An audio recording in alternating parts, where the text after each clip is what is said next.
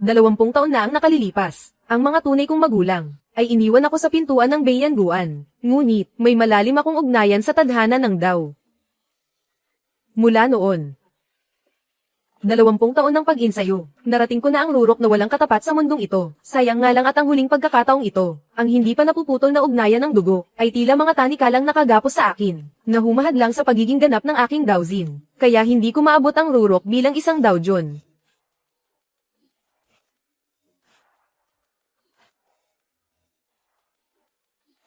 Sa loob ng 3 taon, ang pamilya Qin ay tiyak na daranas ng malaking sakuna. Siguradong mawawasak ang pamilya at mauubos ang lahi kung ikukubli ko ang tadhana ng langit para sa pamilya Qin. Pagkatapos ng 3 taon, mababayaran ko na ang utang na loob sa pagluwal sa akin, at tuluyan ng magiging isang ganap na Daojon. Isasara ang langit para iligtas sila sa sakuna, puputulan ng ugnayan at ikukulong ang kamalasan.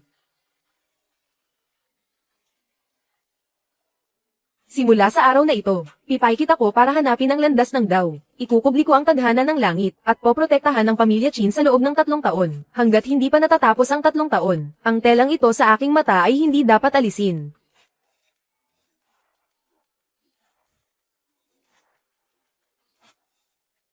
Kaya ikaw pala yung galing sa templo na bumalik dito. Ikaw yung walang hiyang si Qin Yang.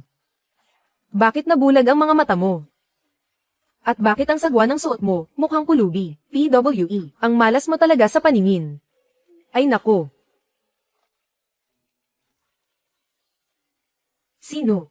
Sino ang sumampal sa akin? Ang ingay mong basura ka.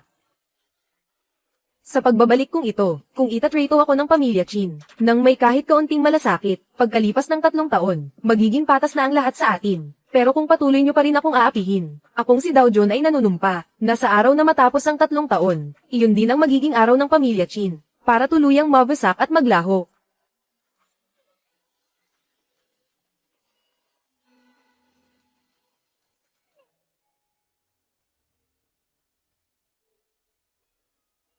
Hoy, walang hiya ka. Sino ang nagpahintulot sa iyong magsuot ng ganyang nakakadiring damit pari, para pumasok dito sa pamamahay ng pamilya Qin?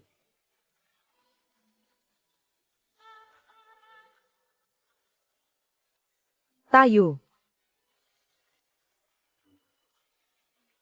Anong nangyayari? Namamalikmata ba ako?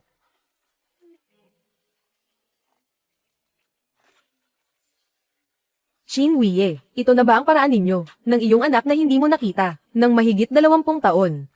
Para magkita kayong mag-ama. Ikaw. Walang hiya ka. Makinig ka sa akin. Isa lang ang anak ko, at siya ay si Qin Li. Kung hindi lang dahil kailangan kitang gawing proxy para kay Li para pakasalan ang pilay na yun. Nasunog pa ang mukha, na panganay na anak ng pamilya Su. Wala kang karapatan o pagkakataon, na tumapak man lang dito sa pamilya Qin. 3 araw mula ngayon, magdaraos kami ng handaan para sa pagkilala sa iyo. Doon ka namin formal nakikilalanin. Pero bilang ampon lang, ngayon, lumuhad ka agad. At magpasalamat ka kay Li. Tumano ka ng utang na loob kay Li. Dahil binigyan ka niya ng pagkakataong makapasok sa pamilya Qin. Bilis. Ha ha ha. Pinapaluhod ang tunay na anak sa harap ng peke. Itinuturing na ampon ang sariling dugot laman. Talagang nakakamangha ang kakapalan ng mukha ninyo. Sayang lang at hindi karapat-dapat si Qin Li. Kahit ang pamilya Qin ninyo, ay hindi rin karapat-dapat. Qin Yang. Ano ba yang nakadikit sa mga mata mo?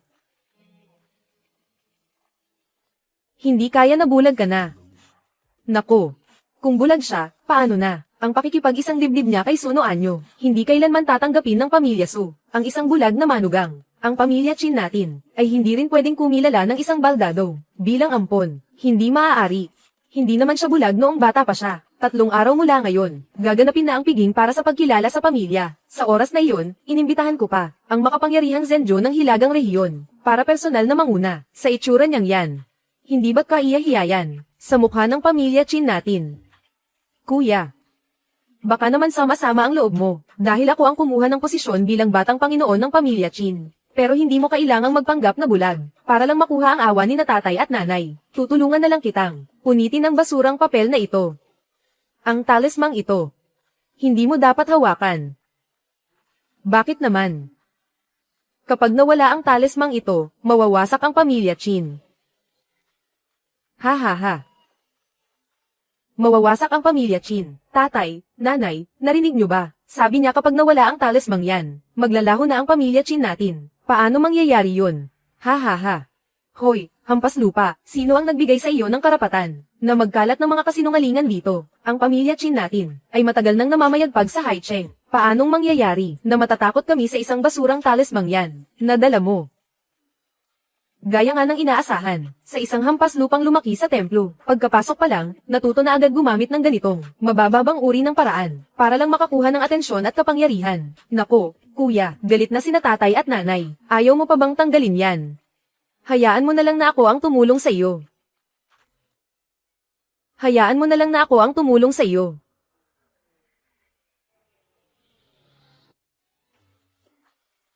Lear, Xiao Li. Xiao Li. Sinabi ko na sa iyo, ang talismang ito, hindi mo dapat hawakan. Ikaw na malas ka. Pagkabalik mo pa lang, gusto mo na agad. Kitlin ang buhay ng kapatid mo. Ah.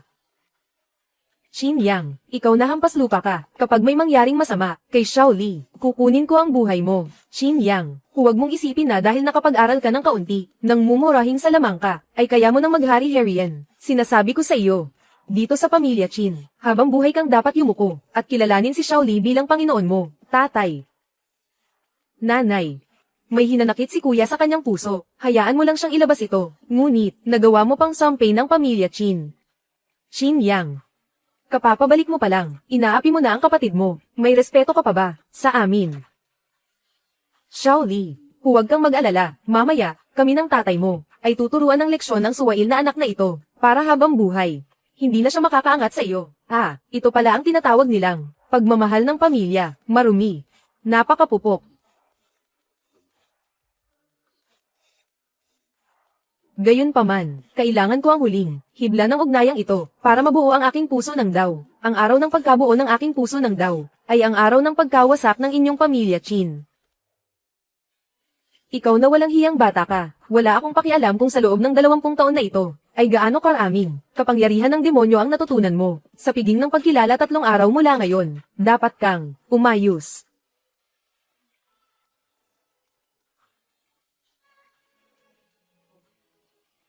Ito ang kasunduan sa pagpasok sa pamilya Su. Pirman mo ito. Sa kasunduang ito, malinaw na nakasulat ang lahat. Una, kusa mong tatalikuran ang pagiging Chin. Papalitan ang apelyido ng Su, at papasok sa pamilya Su. Pangalawa, kusa mong tatalikuran ang lahat ng karapatan sa mana ng pamilya Chin. Kuya, bilang bahagi ng pamilya Chin, ang huling kontribusyon na magagawa mo para sa pamilya ay hanggang dito na lamang. Kaya naman, ipinapaubaya ko na ito sa iyo. Bakit nakatunganga ka pa? Pirmahan mo na. Sige.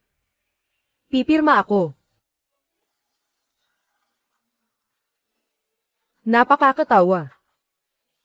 Ang kasunduang ito ay ang liham ng pagputol sa huling hibla ng ating ugnayan. Ito ang katapusan. Sa sandaling malagdaan ko ang aking pangalan, ang inyong mga buhay ay wala nang pagkakaiba sa basurang papel na ito. Wala na.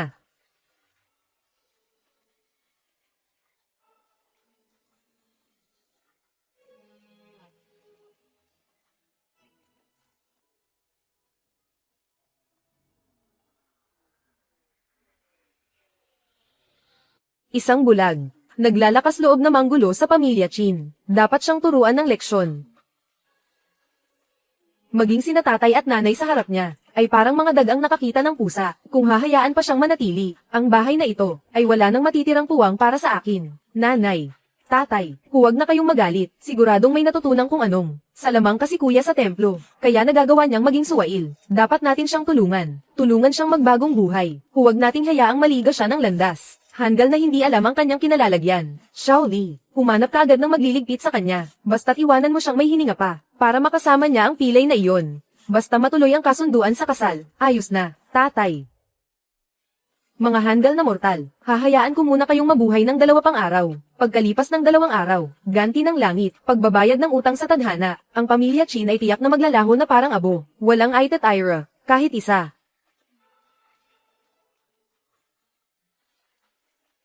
Señorita. Narito ang 50 milyon. Gusto ko sanang humingi ng tulong sa inyo. Tulungan niyo akong dispatchahin ng isang bulag. Huwag niyo siyang patayin. Baliin niyo lang ang 2 binti. Sapat na ang lumpuhin ang 2 kamay. Siya iyon. Isang beses lang ako kikilos. Ayos. Sapat na iyon. Basta't ang senyorita ay handang tumulong, iyon ay magiging isang malaking karangalan para sa pamilya Chin. Tatay. Pinuno ng pamilya Ye. Sikhen. Kababata ko lang ng balita, ang taong iyon mula sa Bayanguan, ang pinakamarangal na Daojun, ay bumaba na ng bundok.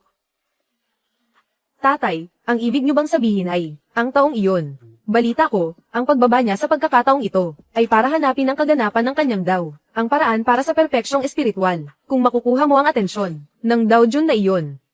O kaya'y maging katuwang niya sa buhay. Ang pamilya Ye ay tiyak na magtatagumpay at hanggat mabuti. Pinuno ng pamilya Ye, ang dakilang Daojun na ito, ay tiyak na mukhang banal at kagalang-galang. Siguradong ang edad niya ay lampas na sa 100 taon, hindi ba? HMPH, napakakitid ng iyong pananaw. Ang Daojun na iyon ay isang pambihirang henyo. 23 taong gulang pa lamang siya, ngunit wala na siyang katapat sa mundong ito. Sikhen. Ito ang pinaghirapan kong makuha, mula sa Bayanguan. Ang larawan ng Daojun. Sabay nating pagmasdan. Ang banal na mukha ng Daojun.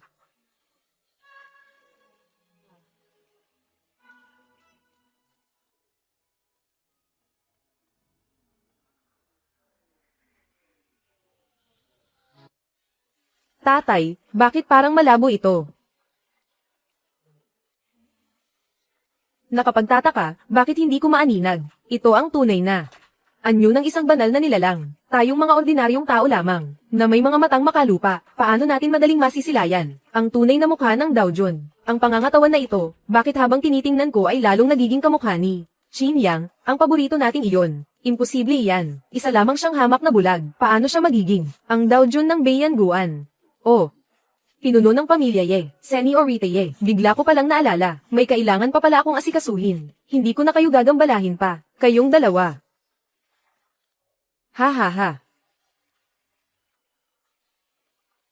Itong si Qin Li. Matalas ang dila at mapanlinlang, mata ng ahas. Ipinanganak na may mukha ng isang taksil. Tiyak na mamamatay ka lang sa kalsada. Sa hinaharap, huwag kang masyadong lalapit sa kanya, para hindi madungisan. Ang dangal ng pamilya Ye. Tay, itong si Qin Li ay isa lang sa mga sunod sa Nyuren ko. Isang aso lang siya. Hindi natin siya kailangang pansinin. Pero, ang perang kusa ng lumalapit, bakit naman natin tatanggihan? Hihihi.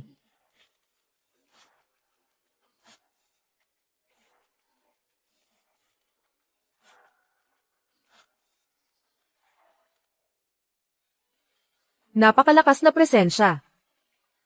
Kailan pa nagkaroon sa Haicheng ng ganito kalakas na tao?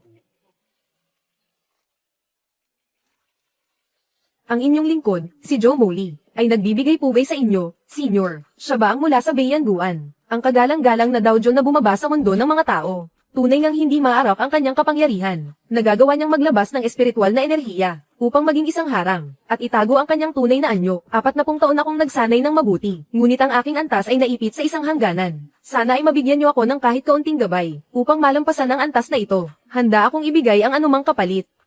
Ginawa ni Qin Wei ang lahat, para lang mapalapit sa Zhenjiu ng hilagang rehiyon na si Joe Moli. Kawili-wili. Ang iyong anyo ay may taglay na swerte, at ang lilang enerhiya ay nagtitipon sa iyong sentro, bagamat bihira itong makita, ang mukha ng isang reyna. Sayang lang, mayroon kang matinding hangarin sa iyong puso, na siyang nagpapabigat sa iyo.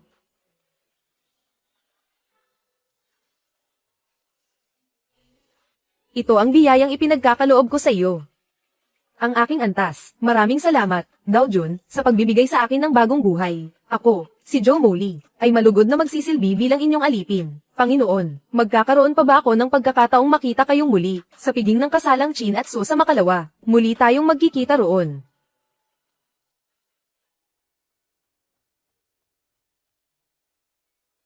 Panginoon, kayo ay napakataas. Bakit kayo dadalo sa isang maliit at hamak na piging? Ihanda agad ang pinakamarangyang paraan para sa piging ng pagkilala ng pamilya Qin. May darating na mahalagang panauhin sa piging na ito.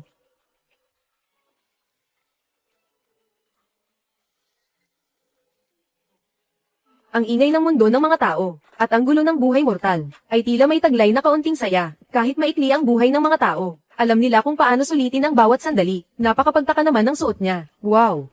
May nakadikit na agimat sa mga mata ng taong iyon. Ang cool niyang tingnan. Anong nangyayari? Hindi ko siya makuhanan ng litrato.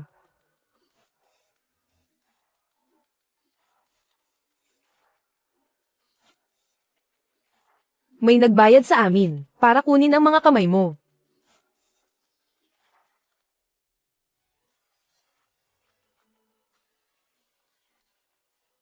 Pagpapaikli ng distansya, sino ka ba? Ang tali ng tadhana. Ikaw ang magiging susunod na, maliit na alipin ko. Ang lakas ng loob mong sabihin, alipin mo ako, gusto mo na bang mamatay?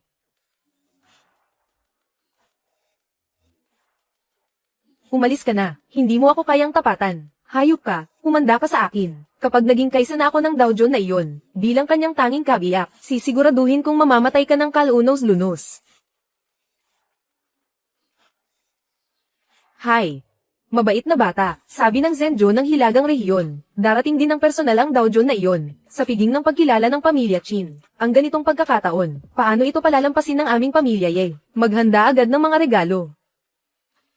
Ha ha ha, anak ko, ang galing ng ginawa mo. Ha ha. Ang bulag na si Chin Yang na iyon, siguradong sa oras na ito ay, binali na ni Yesikhen ang kanyang mga kamay at paa, parang isang patay na aso. Itinapon na sa kanal, di ba?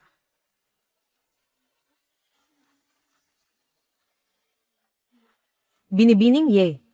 Kumusta ang takbo ng mga bagay? Chin Li, muntik mo na akong mapatay. Ang pamilya yan namin. Hindi pa tayo tapos, pamilya Chin. Ye. Xiao Li, anong nangyari? Ito. Ye.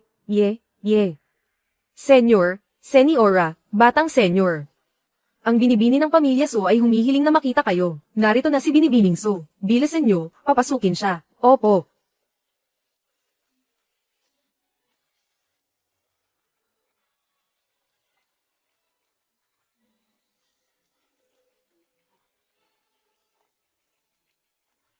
Ay, Binibining Su, bakit ka naparito nang? Hindi man lang nagsasabi ng maaga, para naman nasalubong kita sa labas. Ginoong Chin. Narito ako ngayon para kanselahin ang kasunduan sa kasal. Ha? Ano? Teka lang, Binibining Su, hindi ito maaari. Nangako ka na sa akin, di ba? Basta't matuloy ang kasalan, maglalagak ka ng puhunan sa aming pamilya Chin. 500 milyong pondo iyon. Kung wala ang perang iyon, ang aming pamilya Chin, siguradong malulugi na kami at mababang karote. Tama. Dahil ba sa suwail na si Chin Yang na iyon, ginalit ka ba niya? Papupuntahin ko siya rito agad, para humingi ng paumanhin at mag-sorry sa inyo. Tama.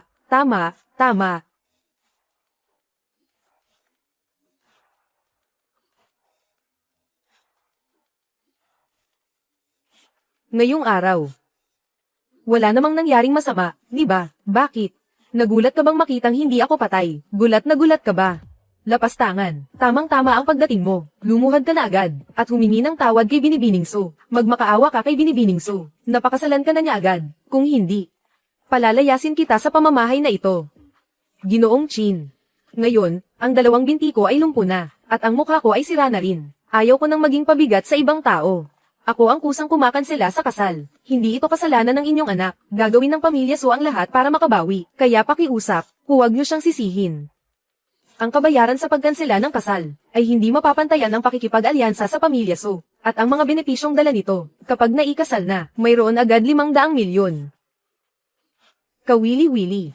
Isang hamak na mortal lamang, ngunit nagawa pang makaugnay sa akin, ang Daojun na ito, sa pamamagitan ng gintong sinulid ng tadhana ng kasal. Ang kalooban ng langit, tunay ngang mahirap hulaan. Bakit nakatunganga ka pa riyan? Ha? Bilisan mo na, ipahayag mo na ang nararamdaman mo kay Binibining Su. Sabihin mong matagal mo na siyang hinahangaan ng lubos, kahit ano pa ang maging hitsura ni Binibining Su. Siya lang ang pakakasalan mo sa buhay na ito. Kuya. Bakit hindi ka nagsasalita? Huwag mong sabihin dahil nakita mong nasira ang mukha at naputol ang binti ni Binibining Su. Ay, sa loob-loob mo, minamaliit mo na siya. Sino ka sa akala mo? Sino ang nagbigay sa iyo ng lakas ng loob na humarap sa aming binibini at magsalita ng kung ano-anong kalokohan at gumawa ng gulo? Xiao Chun, tama na. Totoo naman ang sinasabi niya.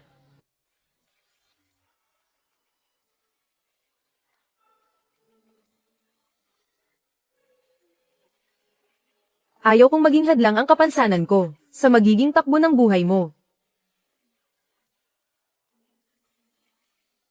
Kakanselahin natin ang kasal na ito, pero hindi ngayon.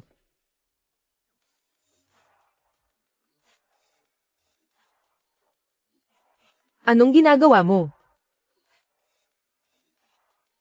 Ang mga sugat mo, kaya kong pagalingin. Totoo ba ang sinasabi mo, bilang kapalit, una, pagkatapos ng piging ng pagkilala bukas, tsaka na natin ituloy ang pagkansela ng kasal. Pangalawa, ang 500 milyong pondo para sa alyansa, kahit isang cash-in, ay huwag mong ibibigay sa pamilya Chin. Hindi naman siya bumuka ang bibig. Pero bakit? Naririnig ko ang boses niya. Sige. Lahat ng mga kondisyon mo, ay tinatanggap ko. Kuya, huwag kang magmayabang. Ang mga sugat ni Binibining Su, paano mo naman mapapagaling iyan? Chin Yang, isa ka lang namang, mababang uri at mabahong tawista. Sa loob ng templo, may natutunan ka lang na kaunting panluloko at mababaw na kaalaman. Tapos naglalakas loob ka ng magyabang sa harap ni Binibining Su. Paano nagkaroon ang pamilya Chin ng isang tulad mo? Isang taong hindi alam ang limitasyon at sobrang yabang. Kuya, kahit gaano mo pa gustong makuha ang yaman ng pamilya Su at ang kanilang katayuan, hindi mo pa rin dapat niloloko si Binibining Su. Dahil kung hindi mo siya mapapagaling, hindi ba't mas lalo lang siyang mawawalan ng pag-asa? Tumahimik kayo. Ginoong Chin, naniniwala ako sa kanya. Ang kasal na ito ay hindi muna kakanselahin. Dahil may kasunduan kami ni Chin Yang, sa piging ng pagkilala bukas, gusto kong makatanggap siya ng pinakamataas na uri ng pagtrato. Ayaw kong may sinumang maliitin siya. Xiao Chun, tara na, opo. Huwag kayong mag-alala, Binibining Su. Masusunod ang lahat ng inyong ipinag-uutos. Mag-iingat kayo sa pag-alis. PWE, sira ang mukhang munting ito. Gusto mo pa akong pasunurin. Sinasabi ko sa iyo, huwag mong isiping dahil sa suporta ng munting ito sa iyo, ay makakapaghari-harian ka na, sa piging ng pagkilala bukas. Si Chin Li ang bida, bagay ka lang, na magbitbit ng sapatos niya. Maingay. Ito. Tatay.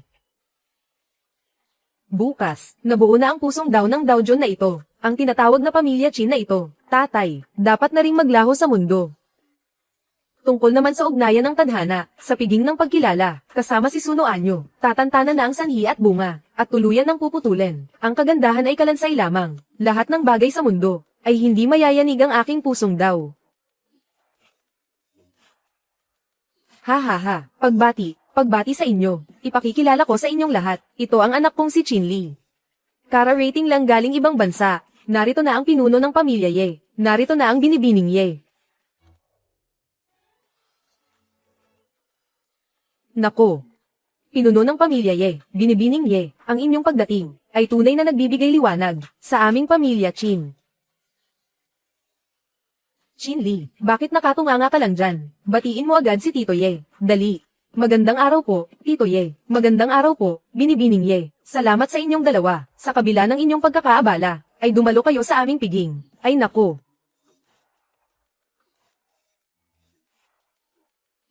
Tatay. Ang sinasabi ninyong Daojon, darating ba talaga siya? Huwag kang mag-alala, anak, ang balitang ito ay siguradong sigurado. Nakapaghanda na rin si tatay, ng lahat ng kailangan. Sa sandaling dumating ang Daojon, kahit ibigay ko pa ang lahat ng mayroon ng pamilya Ye, gagawin kitang katuwang ng Daojon.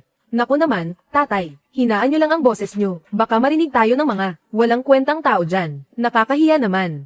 HMPH, talaga bang, ang kagalang-galang na Daojon na iyon, na nasa mga alamat lang, ay darating talaga, sa piging ng pamilya Chin.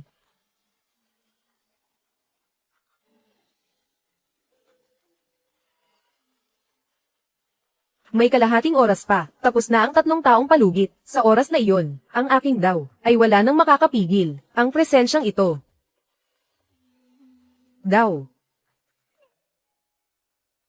Daojon.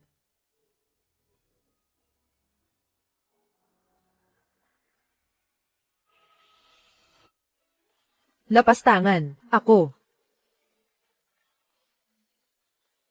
Ikaw na suwail na anak, ngayon ay mahalagang araw para sa kinabukasan ng ating pamilya Chin. Tapos nagpunta ka rito, na mukhang pulubi. Ipinapahiya mo ng husto ang pangalan ng pamilya Chin, sa harap ng lahat. Kuya, Alam kong minamaliit mo ako, pero hindi mo dapat maliitin ang pamilya Chin. Sa suot mong iyan, hindi mo ba naisip na mapapahiya sina tatay at nanay? Tama, anong klaseng okasyon ito para magsuot ka ng ganyan? Ano pang tinutunganga mo riyan? Lumayas ka na at pumasok sa loob. Magpalit ka ng disenteng damit, talagang nakakasira ka ng paningin. Ang mga panlabas na bagay na ito, ay mga basura lamang para sa akin. Ang mga hamak na mortal na tulad ninyo, paano ninyo ito maiintindihan? Tatay, ang bulag na ito, sinabi niyang magiging, alipin niya ako sa hinaharap. Ano? Ano ka mo? Ikaw na walang hiyang anak, nagawa mong sabihing si Binibining Ye, ay magiging alipin mo lang. Gusto mo bang ipahamak ang buong pamilya Chin? Magaling, hayop ka, ang pamilya Ye ko, ilang dekada nang makapangyarihan sa Haicheng, at wala pang nang ahas, naapihin ang anak ko ng ganito, paano mo gustong mamatay? Tatay, yamang bulag naman siya. Bakit hindi na lang natin putulin ang kanyang mga kamay at paa, bunutin ang kanyang dila, at gawin siyang isang kawawang nilalang habang buhay? Dapat kayong magpasalamat na may kititing pa tayong ugnayan ng karma, kung hindi, dahil sa mga sinabi ninyong iyan, ang pamilya Ye ay matagal nang nabura sa Haicheng. Tumahimik ka, ikaw na suwail na anak, malapit ka na sa kamatayan, pero nagagawa mo pang magyabang ng ganyan. Ginastos mo ang pinuno ng pamilya Ye. Ngayong araw, ako mismo ang magpaparusa. Paparusahan ko ang isang tulad mong walang muwang sa kinalalagyan sa mundo. Ako. Anong klaseng pangkukulam ang ginagamit niya? Tatay, nakita ko na ng malinaw. Iyong talisman sa mga mata niya. Kapag pinunit natin ang talisman na iyon, magagawa na natin ang gusto nating gawin sa kanya. Oh. Kaya pala ayaw niyang ipag-alaw sa akin. Iyong talisman sa mga mata niya. Sinasabi niyang kapag pinunit iyon, ay magiging sanhi para ang pamilya Chin ay mawasak at mamatay ang lahat, na ang pamilya Chin ay tapos na. Iyon pala ang sikreto niya. Ang lahat ay nasa talisman na ito. Ngayong araw, kailangan ko itong punitin. Sigurado ka bang gusto mo itong punitin? Siguradong sigurado. Sige, halika. Pinuno ng pamilya Ye, handa akong ibigay ang kalahati ng ari-arian ng pamilya Chin. Tulungan niyo po akong punitin ang talisman sa mukha niya. Sige. Gusto ko ring turuan ng leksyon ang mayabang at mangmang na batang ito. Kayo ay naghahanap ng sariling kamatayan.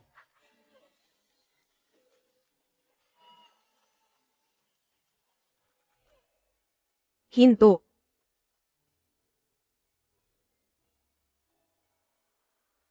Ay, kagalang-galang na Zenju. Ngayong araw, ang pinakamarangal sa mundo ng mga tao, ang Daojun ay personal na darating dito. Huwag ninyong hayaan ang inyong pamilya Chin. Itong maruming usaping pampamilya, ay dumumi sa paningin ng Daojun. Tama po ang inyong pangaral, kagalang-galang na Zenju. Naging ulyanin na rin po ako. Hindi ko po agad na pag-isipang mabuti. Suwail na anak, sinasabi ko sa iyo, sa itsura mong iyan na parang pulubi. Huwag na huwag kang magpapakita mamaya. Ang pagkakataong mapalapit sa Daojun, ay para lamang sa ating si Chinli. Ang pagkakataong ito, kayong lahat na naririto, ay may pagkakataon. Maliban na lang sa inyong pamilya Chin. Hindi kayo karapat-dapat. Chin Yang, ikaw. Paano mo nagagawang magsalita ng ganyan? Ikaw na lapastangan. Mga tao, pumarito kayo. Tama na, baka naririto na ang Daojun. Wala akong oras para sa inyong mga karaniwang tao para mag-aksaya ng panahon dito. Tama po ang kagalang-galang na Zenju. Ang unang sasalubong sa Panginoon. Ang aming pamilya Ye ang dapat mauna. Dapat tayong mag-iwan sa Daojun ng pinakamagandang impresyon. Nakapagtataka, itong itinakwil na anak ng pamilya Chin. Bakit tila bumibilis ang tibok ng puso ko sa kanya? Ngunit pakiramdam ko ay kilalang kilala ko siya. Sikhen. Ito na ang pinakamagandang pagkakataon mo para maging kabiyak ng Daojun. Tara na. Bulag na walang silbi. Tingnan mo lang kung paano kita tuturuan ng leksyon mamaya. Tatay, nanay, pumasok na rin tayo agad. Huwag nating hayaang maramdaman ng Daojun na naging pabaya ang ating pamilya Chin. Tama, tama. Hindi natin pwedeng hayaan ang mga Ye na agawin ng atensyon. Tara. Chin Wiye, hayaan niyo munang mabuhay pa kayo ng kahit sandali. Chin Yang.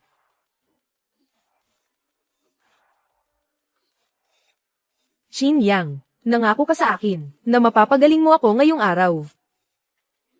Ang mga sinabi ko ngayong araw ay tiyak na magpapabago sa iyong buong pagkatao. Chin Yang, pinapayuhan kitang huwag na lang pumasok. Ngayon ang pinakamahalagang piging ng pagkilala ng ating pamilya Chin, at mayroon ding napaka-importanteng panauhin. Ang mga katulad mong anak na hindi kinikilala ng pamilya Chin ay magbibigay lamang sa amin ng kahihiyan. Oh, Binibining Su, paumanhin po, napanood niyo pa ang kaiyahiyang eksenang ito. Pinapayuhan kita, huwag na huwag kang sasama, sa ganitong uri ng tao, baka mahawa ka pa sa kanyang kamalasan. Bakit hindi na lang, ako na ang magtulak ng iyong wheelchair, at ihatid ka sa loob. Ako ang kataypan ni Chin Yang, dahil hindi niyo siya tinatanggap, sa inyong pamilya Chin. Kaya ang piging ng pagkilala ngayong araw na ito, hindi ko na rin kailangang pumasok, wala rito ang bida. Ang piging na ito, ano ang saysay kung mga extra lang ang narito? Hihintayin ko kayo. Sa sandaling magmakaawa kayo na dumalo ako.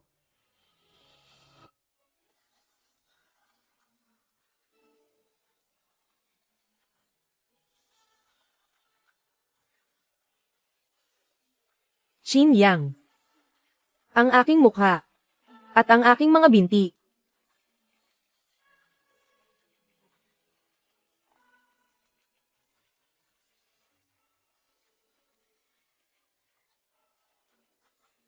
Chin Yang. Habarin mo ang iyong damit. Anong sinabi mo? Wala kang hiya. Ang Daojun ay naglalaro sa mundo ng mga tao, walang bahid ng dumi sa katawan. Ang pag-ibig ng mga karaniwang tao, ay parang usok lang na naglalaho. Ito rin ay, bahagi ng pag-insayo ng Daojun na ito sa mundo. Ikaw.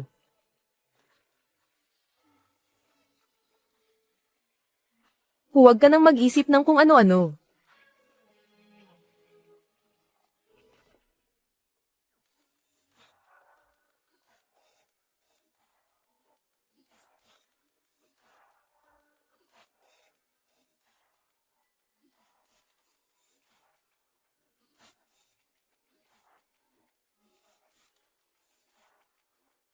Habarin mo na.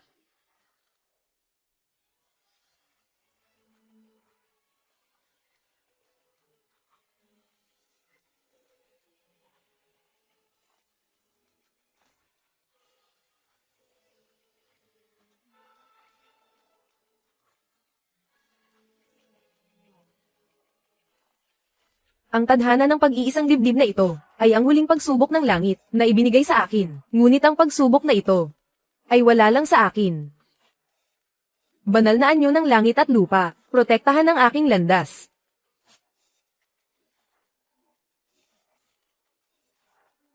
Mga Ginoo at Ginang, maligayang pagdating sa inyong lahat sa kabila ng inyong pagiging abala. Maraming salamat sa paglalaan ng oras, upang dumalo sa piging ng pagkilala na ito. Ito ang aking anak na si Chin Lee. Napakahusay niya sa pag-aaral bata pa lang, lalo na pagdating sa kaligrapiya. Nakakuha pa siya ng pagkilala mula sa santo ng kaligrapiya. Tunay ngang ang bawat titik niya ay ginto ang halaga.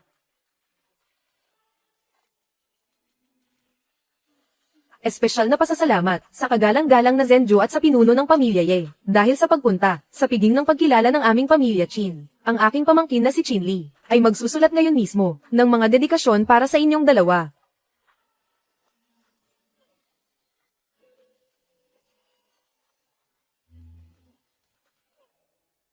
Bakit hindi pa nagpapakita ang Daojun? Kung hindi ko lang nalaman, natiyak siyang darating.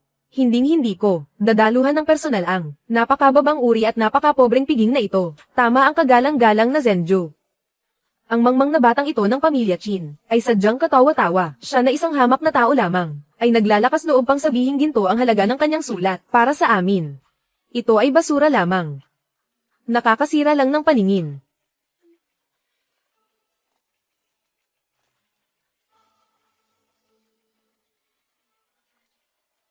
Ang dalawang kaligrapiyang ito ngayong araw, ay ihahandog sa dalawang kagalang-galang na panauhin. Umaasa ako na ang ating Zenju, at ang aming pamilya Chin, ay mananatiling magkakaibigan habang buhay.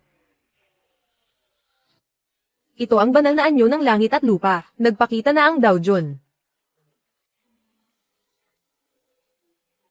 Joe Molly, pinuno ng pamilya Ye, minamaliit ninyo kami. Ano naman ngayon, Lee Kapag nakuha natin ang pabor ng Daojun, ang ating pag-unlad, ay tiyak na mangyayari na, simula ngayon. Gusto ko silang makita sa harap ko, nagumagapang na parang mga aso. Ito ba ang anyo ng Daojun, tatay? Ang anyong ito, ay parang pamilyar sa paningin. Bakit kamukhang kamukha ni Chin Yang? Walang ipinagkaiba.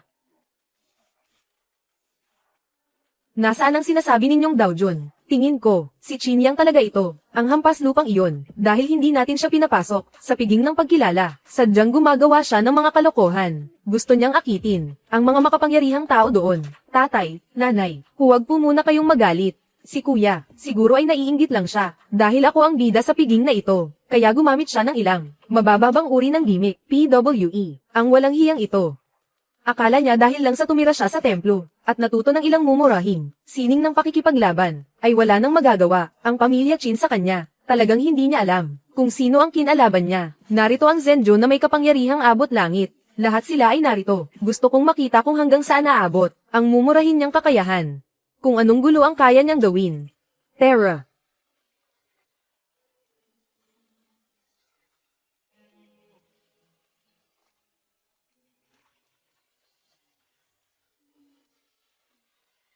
Ang mukha ko. Maayos na. Nakakatayo na ako. Ang mga binti ko, magaling na. Sino ba talaga si Qin Yang? Nilason ako at sinira ang aking mukha, sadyang binali ang aking mga binti, kahit ang mga sikat na doktor sa mundo, ay walang nagawa. Pero napakabilis niya, akong napagaling, mas maayos pa kaysa noong, hindi pa ako nasasaktan, siya kaya ang maalamat na. Nasaan ang Dao Jun?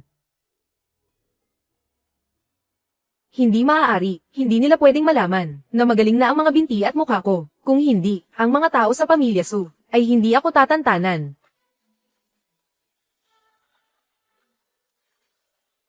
Nasaan ang Dao Jun?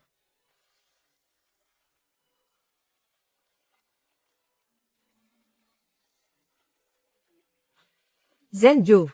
Pinuno ng pamilya Ye, hihingi po ako ng paumanhin, para sa aking kuya, gusto lang po siguro niyang, makuha ang atensyon, ng lahat.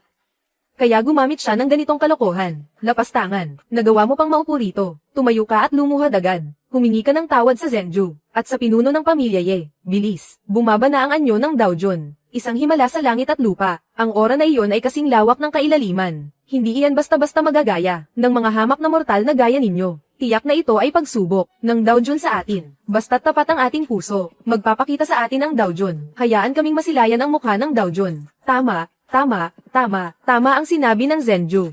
Paano nating mga hamak na mortal? Mahuhulaan ang banal na kalooban ng Dao Jun. Malinaw na kaming dalawa lang. Ni Qin Yang ang nasa loob ng silid. Saan nanggaling ang sinasabi nilang? Walang katulad na Dao Jun sa mundo. Posible kayang si Qin Yang, ang Dao Jun na tinutukoy nila. Ha. Handaan. Kung walang handa, wala ring piging. Dahil ang Dao Jun ay bumaba na sa mundo ng mga tao, tiyak na nais niyang makakita ng ilang nakakaaliw na mga handaan. Kung hindi, bakit siya magpapakababa? Para pumunta rito sa hamak na handaan ng pamilya Qin.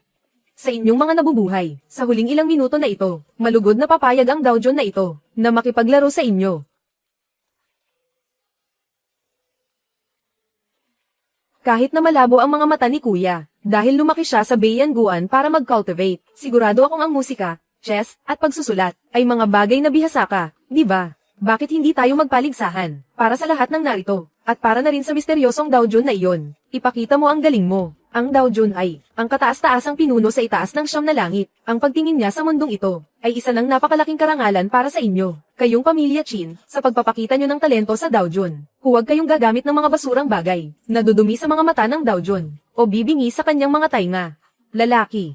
Gusto kong makita, kung paano ka mamaya, mapapahiya sa harap ng lahat, huwag mong isiping sa pagpapanggap mong may kapangyarihan, ay makakaakyat ka na sa mataas na posisyon. HMP, ang anak kong si Qin Li ay bata pa lang ng maturuan. Ng mga dakilang eksperto, ang kanyang pagsusulat ay kinikilala pa nga bilang gawa ng isang magiging dakilang maestro. Ngayon, hahayaan kitang panoorin ng maigi kung paano ang Dao Jun ay bibigyang pabor ang anak kong si Qin Li. Natatakot lang ako na ang aking musika at ang aking pagsusulat kapag nakita nyo na ay hindi na kayo magtatagal sa mundong ito. Walang modong bata.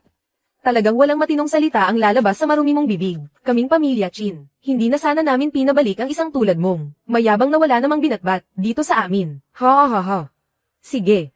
Napakagaling, mga tauhan. Dalhin nyo rito ang Guken. Gusto kong makita ngayong araw kung mamamatay ba ako sa pakikinig sa tugtog mo. Kumpara kay Young Master Qin Li, karapat-dapat ba siya? Isang bulag lang yan. Hindi alam ng pamilya Qin kung anong kamalasan ang dama po sa kanila para makahanap ng isang taong hindi alam kung gaano siya kaliit sa mundong ito.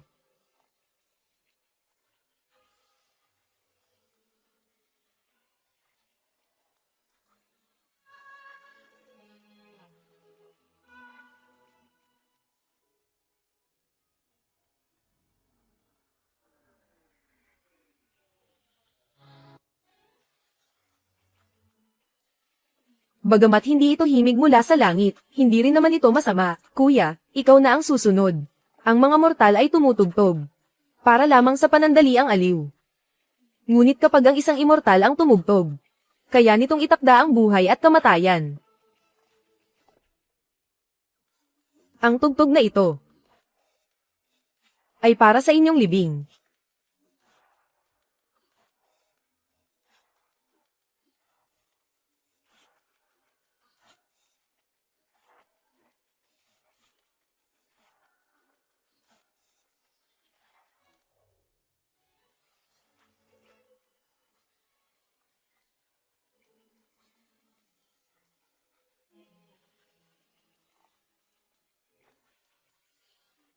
Bakit naging puti ang buhok ko?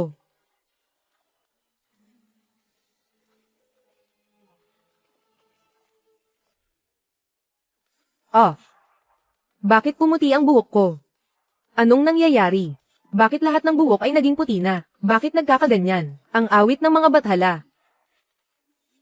Sa mga alamat, ang sinumang makarinig nito ay mababawasan ng 10 taon ng buhay. Ang awit ng mga bathala. Paano ito naging posible? Isang hamak na itinakwil lang ng pamilya Chin. Paano niya nagawang tugtugin? Ang nakakaapekto sa aming haba ng buhay. Ang awit ng mga bathala. Ano?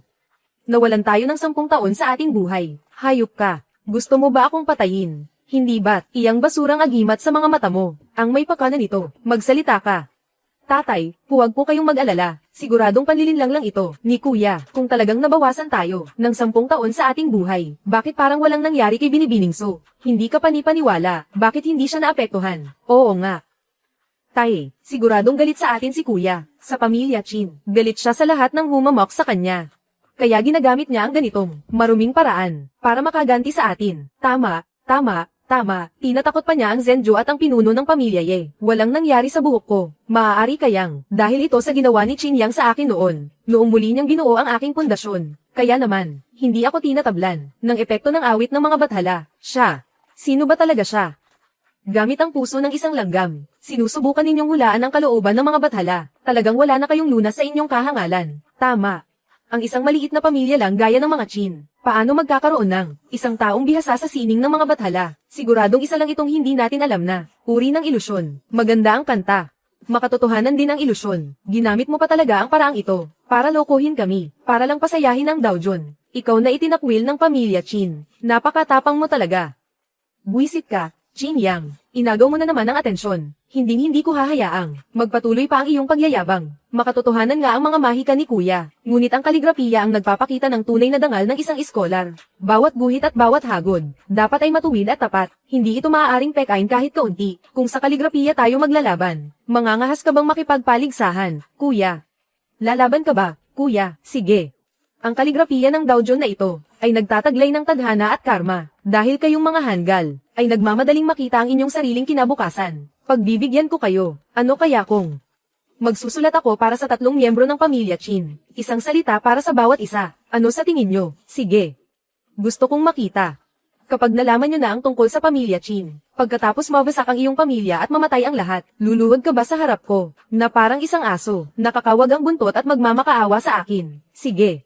Kung gayon, magpaligsahan tayo. Tingnan natin itong bulag na ito. Kung hanggang kailan siya magpapanggap at manloloko, hanggang kailan niya ito itatagal. Pagkatapos ng laban na ito, sisiguraduhin kong mula sa iyong mga mata, ang basurang agimat na ito, ay personal kong kakamayin at itatapon. Ang batang ito ay puno ng kababalaghan sa bawat galaw. Tamang-tama.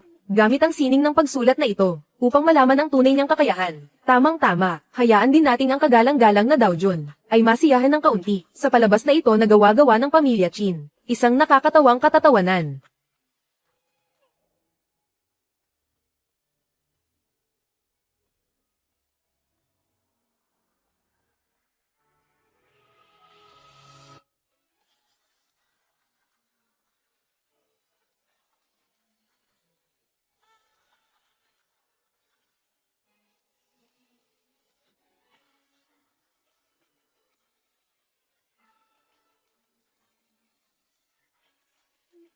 Napakaganda. Ang mahusay na guro ay nagbubunga ng mahusay na mag-aaral. Napakasining na pagsulat, Young Master Chinli. Tunay ngang bihasa ka sa lahat ng bagay. Kahit na masama ang ugali nitong si Chinli. Ngunit ang kanyang pagsulat ay may bakas ng isang tunay na dalubhasa. Tatay, itong si Chinli, may ibubuga rin pala siya. Medyo labas ito sa inaasahan ko. Kuya, oras mo na. Kayong mga hamak na mortal, na nangangahas na sumilip sa landas ng langit, ay naghahanap lamang ng sariling kamatayan. Hayaan na. Ngayong araw, pagbibigyan ko ang inyong kahilingan.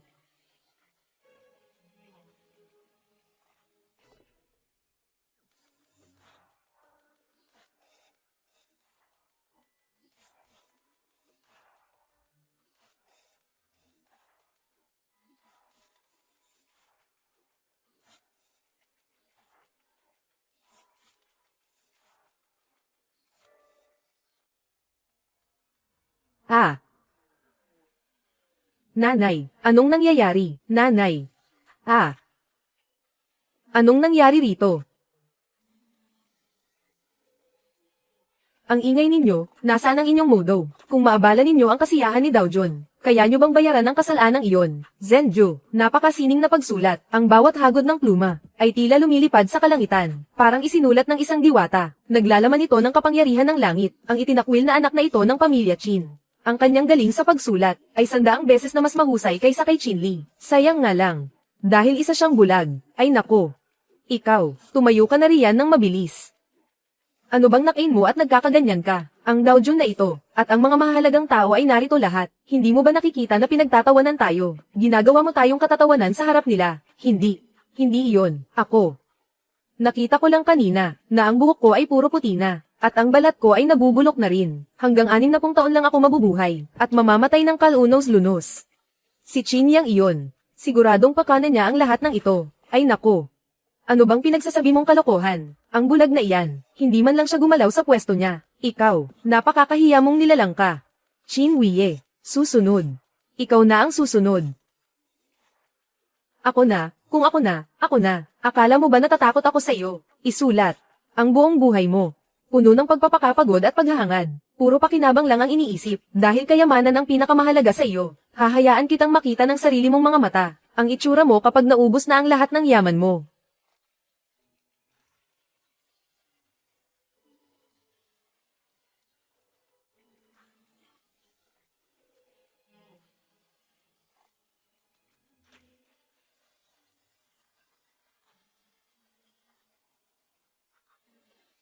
Napakagandang karakter ng kayamanan. Ang bawat guhit ay matalim na parang gintong sibat. Napakasining ng pagkakasulat, ngunit kasing kinis at bilog ng isang mamahaling perlas. May oras ng pag-iipon at pagkawala. May tamang balanse ng pagpapakita at pagtatago. Ang salitang ito ay may kapangyarihan na ng Diyos.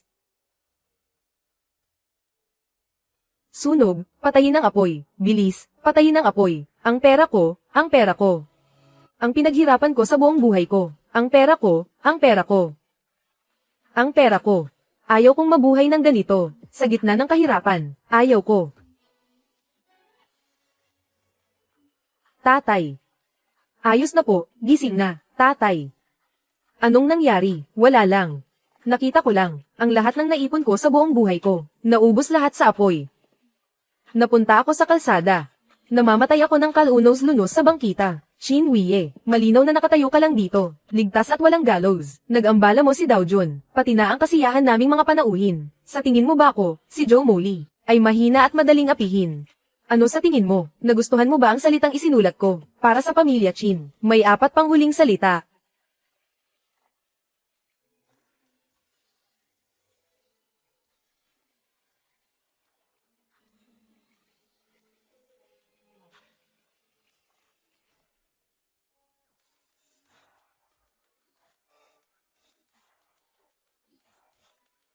Ang pinto ng usok ng angkan ay maglalaho.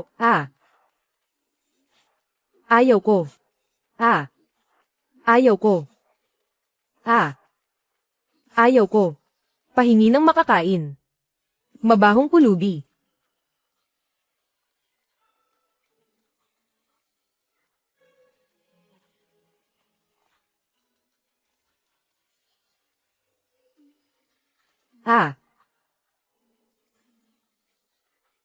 Anong nangyayari?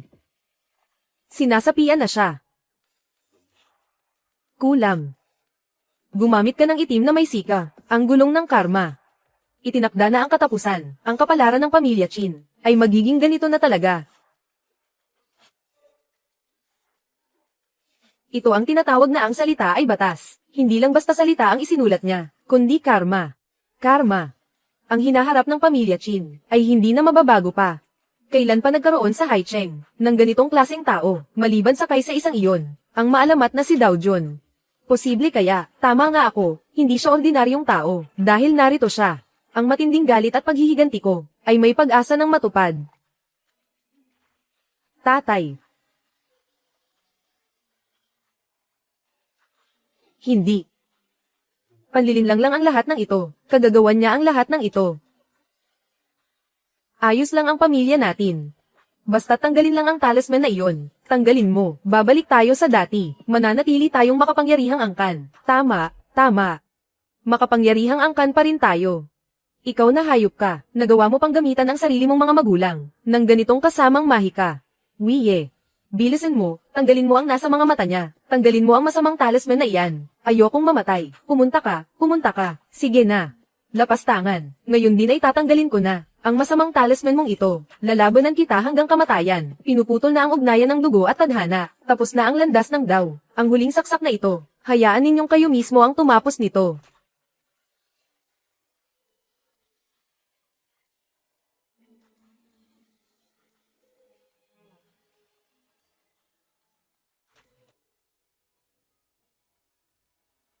Ha ha ha. Tingnan natin kung paano mo gagamitin ang iyong mahika. Dumating na ang takdang panahon ng 3 taon. Ako, ang Dao Jun, iniuutos sa pamilya Chin. Naharapin ang kamatayan. Harapin ang kamatayan.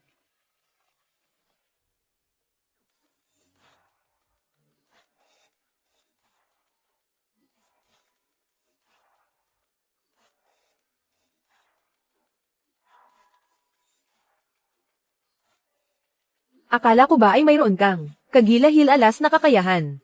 Ngunit, hamak na panlilinlang lang pala ito. Ha ha ha.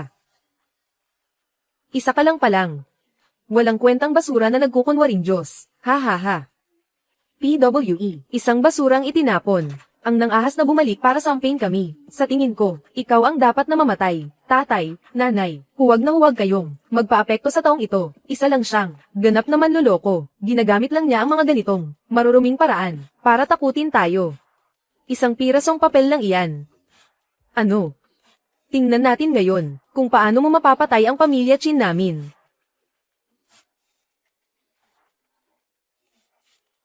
Hoy, bakit kayo sumisigaw?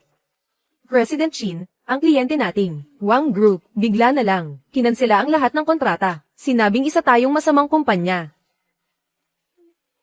Young Master Chin, lahat ng partner na bangko, sabay-sabay na tumawag kanina, binawi nila sa atin, ang lahat ng pautang. Ano, sinabing 0 na ang ating credit rating, naputol na ang daloy ng ating pondo. Anong sinabi mo?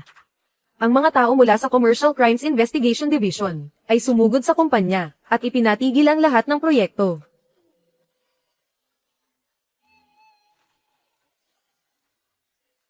Sino ka ba talaga?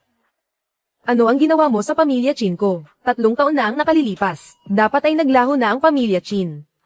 Ako ang nagmuni-muni at naghanap ng landas. Nilinlang ang tadhana ng langit, kaya para sa pamilya Chin, ay naharangan ng 3 taon ng sakuna. Ang agimat na ito, ang nagsisilbing proteksyon sa pamilya Chin. Isang agimat para sa kanilang mga buhay. Ngayong tapos na ang 3 taon na taning. At ikaw, Chin Wiye, ay ikaw mismo ang nagtanggal. Sa huling agimat na ito, ang kapalaran ng pamilya Chin ay nagsisimula pa lamang.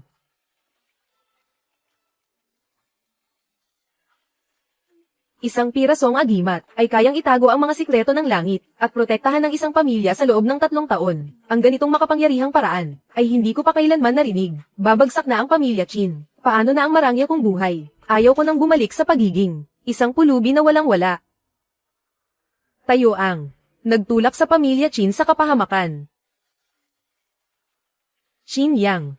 Chin Yang, napakalupit ng iyong puso. Kami ang iyong tunay na magulang. Paano mo nasisikmurang panoorin na lang ang pamilya Chin na mamatay? Paano ito nangyari, anak? Alam na ni tatay na nagkamali ako.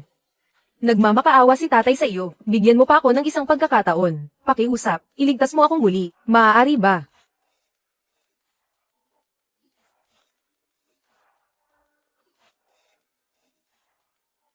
Ang kasulatang ito ng pagputol ng ugnayan, ay kayo ang pumilit sa akin na pirmahan. Ngayon, ang tanging natitira ninyong anak ay si Chinli.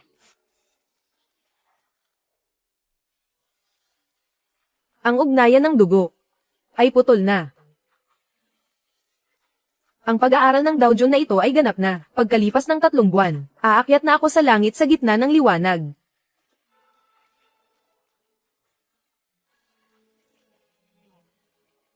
Ito ang walang pintas na puso ng Dao. Ang walang pintas na puso ng Dao. Ang maalamat na kataas-taasang Daojun. Bakit hindi pa kayo lumalapit at lumuhad sa Daojun na ito, ang inyong magiging Panginoon? Lumuhad kayo sa Daojun.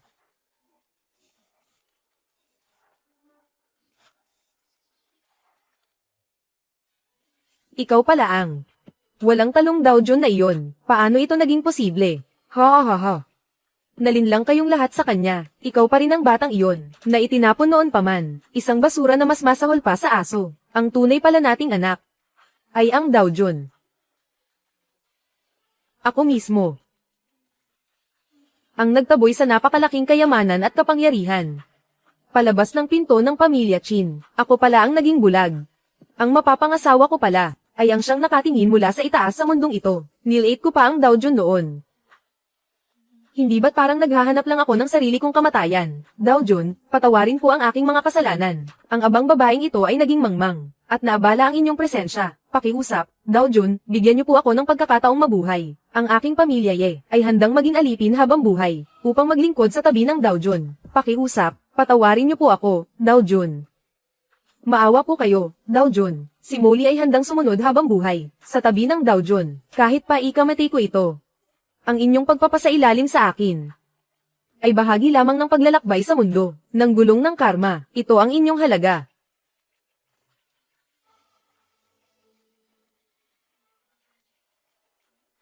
Ang inyong pundasyon ay maayos at ang inyong puso sa Dao ay matatag. Ngayong araw, ipagkakaloob ko sa iyo ang orasayon ng pagkontrol sa espada. Mula ngayon, ikaw ay magiging nasa ilalim ng aking aliping tagapagdala ng espada. Maraming salamat sa inyong biyaya, Panginoon. Molly ay handang magbuwis ng buhay, nang walang pag-aalinlangan. Pamilya Ye. Hindi tapat ang iyong puso, masyadong maraming gumugulo sa iyong isipan. Ngunit bilang Daojun, na naglalakbay sa mundong ito, kailangan ko pa ng ilang aliping mapag-uutusan. Ang simbolong ito ay maaari mong isabit sa dambana ng pamilya Ye. Titiyakin nito ang yaman ng pamilya Ye sa loob ng 3 henerasyon. Ito rin ang kasunduang pinagtibay ko sa pamilya Ye. Kapag kayo ay nagtaksil, ang simbolong ito ay magiging hatol ng inyong kamatayan, Daojun. Hindi magtataksil ang pamilya Ye. Nakahanda kaming maglingkod sa inyong tabi. Maraming salamat sa inyong biyaya, Daojun. Tungkol naman sa iyo, mayroon tayong ugnayan ng tadhana at karma. Upang putulin ang ugnayang ito, ako, bilang Daojun, ay pagbibigyan ka sa 3 kahilingan. Nagpapasalamat si Suno Anyo sa inyo, Daojun. Dahil nariyan ang Daojun, ang buong pamilya Su, ay mapapasakamay ko na rin sa wakas. Mahal kong kuya. Dahil sa ginawa mong pagkasira ng mukha ko at pagkapilay, panahon na para ang utang na ito, ay pagbayaran mo ng husto. Shin Yang. Walang hiya ka. Ano naman kung ikaw ang Daojun? Ano naman kung wala kang katapat sa buong mundo? Sangay lamang kami ng pamilya Chin, dito sa Haicheng. Ang pamilya Chin ay puno ng mga makapangyarihang tao. Doon sa Jingxi, naglilipa na ang mga eksperto. Tama. Kapag nakabalik na kami, sa pangunahing pamilya sa Jingxi, isang malakas na tauhan lang ang kumilos, ay tiyak na kaya kanilang durugin ng pino. Katapusan mo na, ang pangunahing pamilya sa Jingxi, ay siguradong uubusin pati ang iyong kaluluwa. Hindi ka na makakaahon pa sa impyerno. Panginoon, huwag po tayong maging kampante. Ang pamilya Chin sa Jingxi ay tunay na pinakamakapangyarihang angkan. Hindi matatawaran ang kanilang lakas at yaman. Pamilya Chin ng Jingxi, TSK. Kahit gaano pa karami ang langgam pa rin sila. Narito ang Daojun. Sino sa mundong ito ang may lakas ng loob na kalabanin ako? Jingxi. Ang matandang Panginoon ng pamilya Chin ay ipinapatawag ang anak ng pamilya Chin na si Chin Yang. upang bumalik sa lumang mansyon para mag-usap.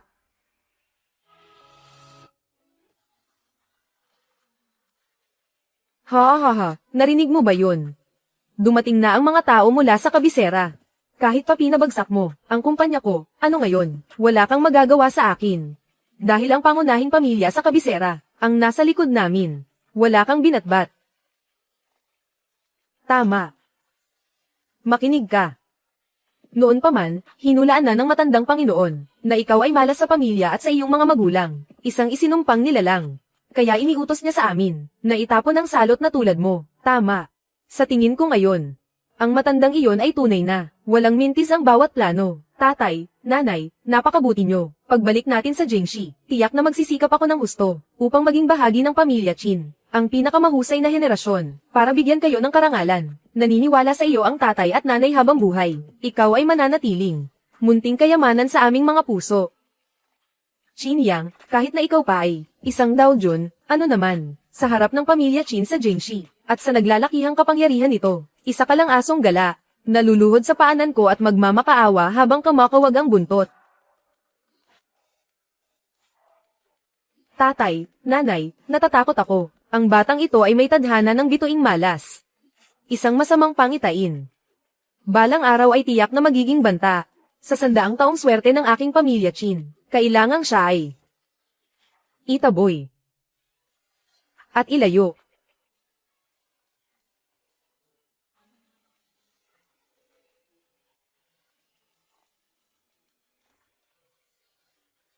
Ganoon pala iyon. Ang ugnayang pampamilyang ito ay may kinalaman pa sa isang matandang hakluban na hindi alam ang hangganan. Panginoon, si Qin Lao Taya ay hindi matalos ang lalim. Balita na sa tabi niya ay maraming mga pambihirang eksperto. Walang anuman iyon.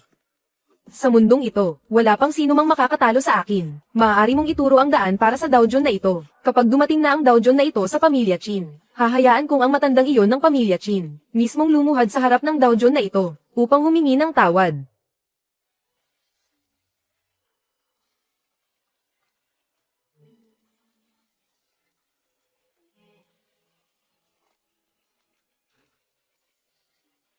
Pangalawa, ikaw talaga ay nagbibigay ng kahihiyan sa ating pamilya Qin. Nakasandal ka na sa pangunahing pamilya sa Jingxi, pero nag-api ka pa ng isang anak na itinakwil na hindi nakita ng 20 taon, na naging sanhi ng pagkasira ng pamilya.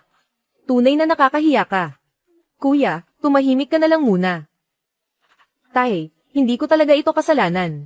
Sa mga mata ng suwail na anak na iyon, ang isang lumang antang-antang na iyon, sabi niya mapoprotektahan tayo nito, babantayan ang bahay ng pamilya Qin sa loob ng 3 taon. Paano ko paniniwalaan ang kanyang mga kalokohan? Agad ko itong pinunit sa harap niya. Hindi ko akalain na doon na matatapos ang pamilya natin. Hindi ko talaga akalain, na ang itinapong anak na ito ay, may mga pamamaraang abot langit ang kapangyarihan. Lolo, huwag niyo pong sisihin ang tatay ko. Kasalanan po itong lahat ng inyong apo. Hindi ko natalo si Qin Yang, ang pesteng iyon. Kaya nabigyan siya ng pagkakataon, na sirain ang pamilya natin. Nakikiusap po ako, bigyan niyo pa, kami ng isa pang pagkakataon. Ako. Tiyak na makakabangon akong muli mula sa abo. Ang lahat ng nawala sa atin ngayon, ay babawiin ko lahat. HMP, walang silbing bagay. Dahil ikaw pa rin naman ay pinakamahusay sa mga kabataan ng pamilya Qin, bibigyan kita ng isang pagkakataon. Pagkaraan ng 3 araw, sa pagtitipon ng mga elite sa Jingxi, sa Jingwa Lundaowei, lahat ng mga mahuhusay na kabataan, ay gagamitin ito para makilala sa buong mundo. Pumunta ka. Para sa aking pamilya Qin, mabawi ang dangal natin sa pagbabalik, sige. Tungkol naman sa Qin Yang na iyon. Kahit pa isa siyang itinakwil na anak, ngunit sa tingin ko ngayon, hindi naman siya. Walang silbi ng tuluyan. Lolo, naghihintay na po sa labas si Senyorito Qin Yang. Masyado pa siyang bata. Dahil lang may kaunti siyang galing, hindi na niya alam ang kinalalagyan niya. Paamuhin muna natin ang kanyang ugali, para sa hinaharap, maging siya ng pamilya Qin, ang pinakamatulis na sandata. Hayaan niyo siyang tumayo sa labas. Tumayo siya doon ng buong araw, kapag natuto na siya ng tamang asal. Tsaka lang siya papapasukin. Senyorito Qin Yang. Utos po ng lolo. Kailangan ninyong tumayo rito ng 24 na oras, upang paamuhin ang inyong ugali, bago kayo makapasok sa lumang mansyon ng pamilya Qin. Lapas tangan, sino ka sa akala mo?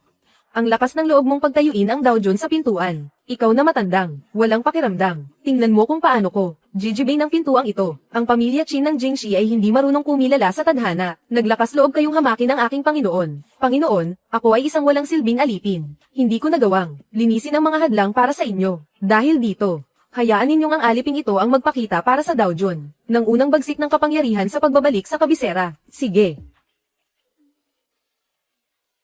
Sige.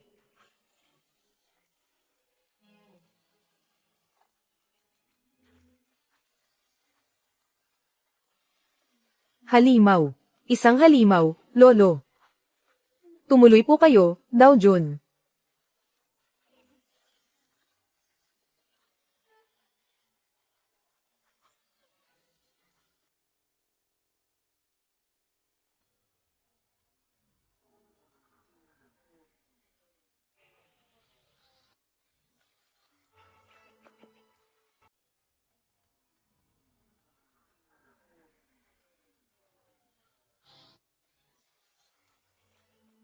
Qin Huiye.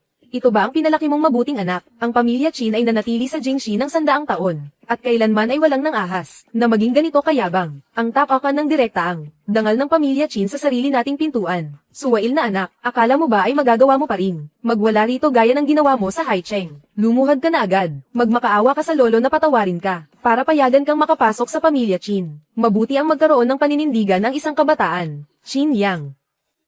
Nabalitaan ko na tinatawag kang Daojun. Ngunit napakalawak ng mundong ito.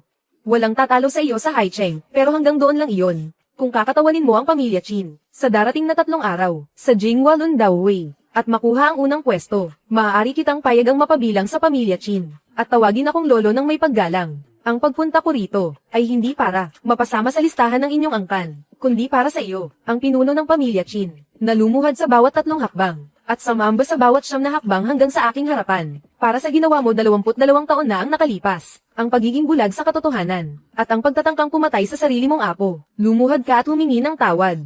Ikaw. Tatay, pakinggan niyo ang sinasabi ng bastos na ito. Malinaw na wala siyang respeto sa inyo, at sa buong pamilya Qin. Hindi niya tayo kinikilala. Ang Qin Yang na ito ay napakawalang hiya, pati ang lolo at ang buong. Napahiya ang pamilya Qin. Habang buhay akong mananatiling matatag, sa posisyon bilang panganay na tagapagmana ng pamilya Qin. Ako, si Qin Huiye, sa buong buhay ko. Ang pinakamalaking pinagsisisihan ko, ay noong ipinanganak ka, hindi kita agad sinakal hanggang mamatay. Kaya naging dahilan ka para ang pamilya Qin ay mawalan ng katahimikan at magkagulo. Nakakaawa, akala mo ba dahil may kaunti kang kapangyarihan, ay maaari mo nang balewalain ang moralidad, at kalabanin ng langit at ang iyong mga ninuno? Huwag mong kakalimutan, ang lugar na ito ay pinamumuger ng mga malalakas na eksperto, at higit sa lahat, ito ang kuta ng pamilya Qin, na nakaugat na rito ng 100 taon. Hindi namin hahayaang maging bastos ka rito. Napakagaling na matapang na binata. Sa tanda kong ito. Ngayon lang ako nakakita ng katulad mong napakayabang na kabataan. Hindi na ako makikipagtalo sa iyo sa salita lang, dahil naniniwala kang wala kang katapat. Gusto mo bang sumugal ng mas malaki? Sa darating na 3 araw, sa Jingwalun Daowei, kung maglalakas loob kang pumunta, ang pamilya Qin ay ilalabas ang lahat ng aming lakas upang makipagtuos sa iyo. Kung matatalo ka, kusa mong sisirain ang iyong kapangyarihan, puputulan ang iyong mga kamay at paa, at sa habang buhay, magiging alipin ka ng pamilya Qin. Ikaw. May lakas ka ba ng loob na tanggapin ang hamon? Ang makipagtuos sa Panginoong ito, ang pamilya Qin nyo, ay hindi karapat-dapat. Ikaw na kaawa-awa, malapit ka na ngang mamatay, nagmamatigas ka pa rin. Nabalitaan ko na ang pinuno ng pamilya Qin ay 100 taon ng matatag sa Jingxi. Ngunit ngayong nakita ko na, mukhang si Qin Lautaya ay medyo malabo na ang paningin dahil sa katandaan. Batang babae ng pamilya Su, ang usaping pampamilya ng pamilya Qin ay hindi nangangailangan ng pakikialam mula sa isang tulad mong tagalabas. Mahal na Daojun, sinundan ko po kayo mula Haicheng. Nangako po kayo sa akin ng 3 kahilingan. Ngayon, gusto ko pong gamitin ang unang kahilingan. Pakiusap, bilang aking kinatawan. Dumalo po kayo para sa akin. Sa Jingwalun Daowei sa 3 araw. Kailangan ko ng katanyagan at kapangyarihan upang matulungan ako sa pamilya Su na muling makuha ang pamumuno. Talagang ang isa ka lang, batang babaeng walang karanasan. Kahit ang panganib sa Jingwalun Daowei ay hindi mo alam kung gaano kalalim. Naglakas loob ka pang itaya ang lahat sa itinakwil na anak ng aming pamilya Chin. Napakahangal mo. Hindi na kailangang mag-alala pa ni Chin Lautaya. Nabalitaan ko na taon-taon ang pamilya Chin sa Lundao Wei ay laging nagwawagi at puno ng karangalan. Sayang naman, dahil ang pagkapanalo sa pagkakataong ito ay kukunin ko ni Suno Anyo para sa aking sarili. Ang iyong kahilingan, tinatanggap ng Daojon na ito pagkalipas ng 3 araw sa Jinghua Lundao Wei. Siguradong paluluhurin ko ang lahat sa pamilya Chin para magkautaw ng 3 luhod at 9 na yuko.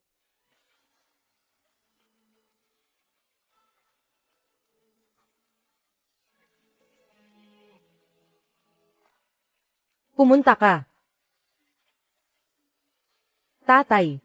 Ang suwail na anak na ito ay tinatapak-tapakan na ako. Hinahayaan ko na ang pag-insulto niya sa akin. Pero pati kayo na matanda na, ay hindi niya rin iginagalang. Kung hahayaan pa natin siyang maging ganito, kabayastusan at kayabangan, ang mukha ng ating pamilya Chin, saan pa natin ilalagay? Nakahanap na ako kay Chin Shen, para maghanap ng mga tao. Anong kalokohang Daojon? Isa lang siyang hamak na bata sa templo, isang ligaw na bata sa loob ng ilang taon. Hindi ako naniniwala na sa loob ng aking palad, ay makakawala pa siya. Tama. Ang cute na batang ito. Dahil hindi siya mapapakinabangan ng pamilya Chin, dapat lang siyang mamatay. Lolo, huwag po muna kayong magalit. Ang kuya ko, lumaki sa labas simula bata, makitid ang isip at mapaghiganti. Sa tingin ko po, siguradong hindi siya dapat mabuhay. Kung hindi, ang pamilya Chin natin ay siguradong magkakagulo ng husto. Ang pamilya Yen ng Haicheng na nahanap nyo ay puro forma lang at walang silbi. Sa pagkakataong ito, ang nahanap ko ay ang pinakamalakas na eksperto sa Jingxi, si Master Yudong. Kapag kumilos na siya, ang ligaw na batang iyon, siguradong mamamatay.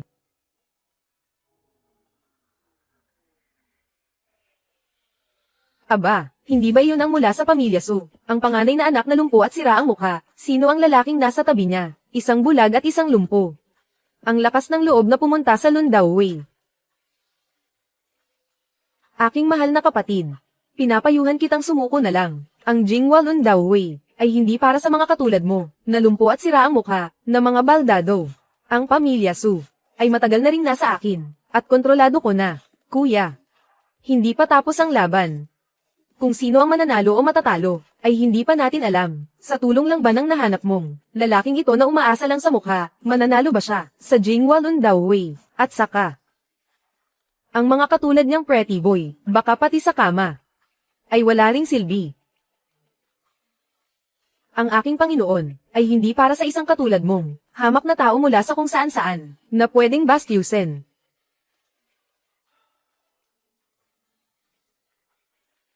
Master Yu, ang hayop na ito, ay ang itinakwil na anak ng pamilya Chin. Pakiusap Master Yu, kumilos na kayo, huwag siyang itirang buhay. Napakayabang na baguhang, mabahong bata, ang lakas ng loob na sa harap ng Jinghua Lundao, ay bumunot ng espada at manakit ng tao. Ngayong araw, tuturuan kita para sa pamilya Chin. Papatikiman kita ng lupit ng aking kamay, para malaman mo, kung gaano kalawak ang mundo at kung sino ang kinakalaban mo.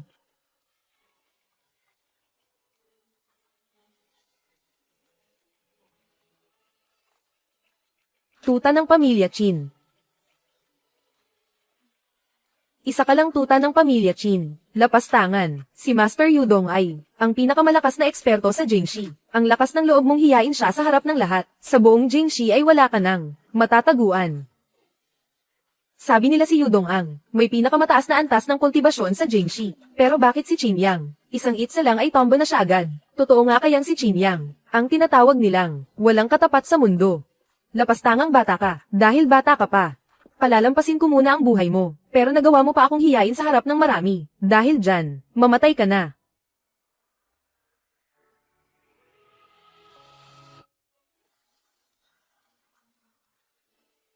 Suno Anyo, ang lalaking binabayaran mo, ay malapit nang maging isang malamig na bangkay. Ang yanig langit na ito, nakakatawa.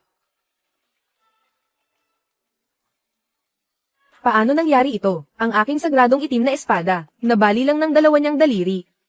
Sa pagtingin sa kanya, parang nakaharap ako sa isang napakalupit na halimaw. Ikaw, sinira mo ang aking sandata. Ngayong araw, gagawin ko sa iyo ang paghimay sa iyong laman at buto. Dudurugin ko pati ang iyong kaluluwa. Dahil lang sa may kaunti kang kapangyarihan, ay pumatay ka ng mga walang laban at inosenteng tao, at naging tuta ka pa ng pamilya Qin. Yudong. Ito ang iyong karma. Paano mo nalaman? Hindi maaari, hindi maaari. Ngayong araw, ako, ang Daojun, ay hihingi ng katarungan para sa mga inosenteng pinatay mo ng walang awa sa iyong mga kamay. Tatanggalan kita ng kapangyarihan para magmakaawa ka na mabuhay, pero mas gugustuhin mo pang mamatay.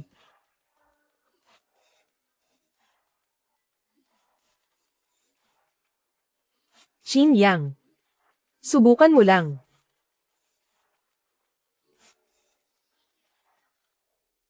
Diyos ko.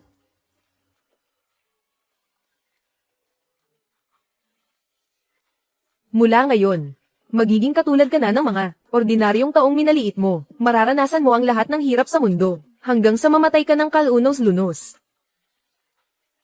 Ang kapangyarihan ko.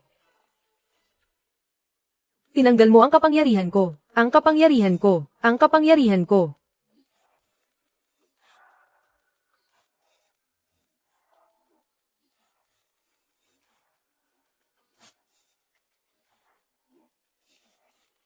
Tai. Si Yudong ang itinuturing na pinakamalakas na kultibador sa Jingxi, pero parang langgam lang siyang pinisa ni Qin Yang, at tinanggalan ng kapangyarihan. Ang batang ito ay hindi na basta-basta. Kung gusto ng pamilya Qin na manatiling makapangyarihan, kailangan natin siya. Ang pamilya ni Wei ay mga pambato lang na itatapon na. Ibig sabihin lang nito, nagkamali talaga ang pamilya Qin sa paghusga sa kanya. Kung kakampi natin siya, magtatagal pa ng 100 taon ang kadakilaan ng pamilya Qin. Kung isasaalang-alang ni Qin Yang ang kapakanan ng pamilya ni Wei, at ayaw pa rin niyang bumalik, kung ganoon, hayaan mong ang pamilya ng pangalawang anak ay tuluyang maglaho. Tatay, kahit ang mga eksperto sa Jingxi ay walang magawa laban kay Qin Yang. Ibig bang sabihin, ang sinabi niya noon na tayo ay mamamatay sa malas at kakapitan ng malubhang sakit? Totoo kaya ang lahat ng iyon? Li huwag kang mag-alala, tayo ang pamilya Qin ng Jingxi. Ang sinabi ng hayop na iyon ay hindi dapat seryosohin. Natalo niya si Yudong. Tsamba lang yun. Parang bulag na pasang nakahuli ng daga. Teka, hindi. Tingnan mo ang tatay niya. Li huwag kang matakot. Mag-focus ka sa paghahanda para sa Lun Daowei. Hanggat nariyan ang pamilya Qin, laging may pagkakataong bumangon muli. Pakiusap.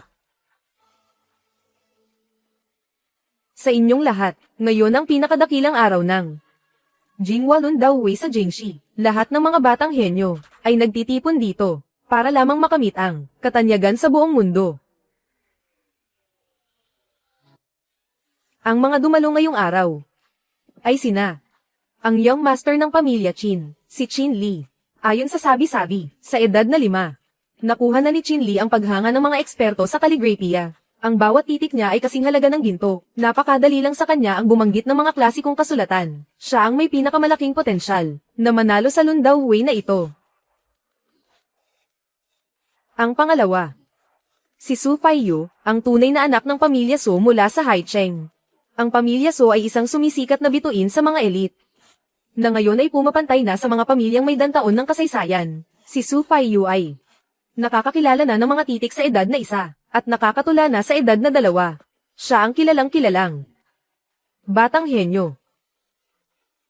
Isang basurang nandaraya para sa katanyagan. Ako ang tunay na batang henyo. Ang mga tula na isinulat ko, ang talentong ipinakita ko, lahat ay ibinigay ng mabuti kong ama, sa iyo, Su Faiyu, na isang anak sa labas, aking kapatid. Panoorin mong mabuti kung paano papahahangain ng iyong kuya ang buong mundo.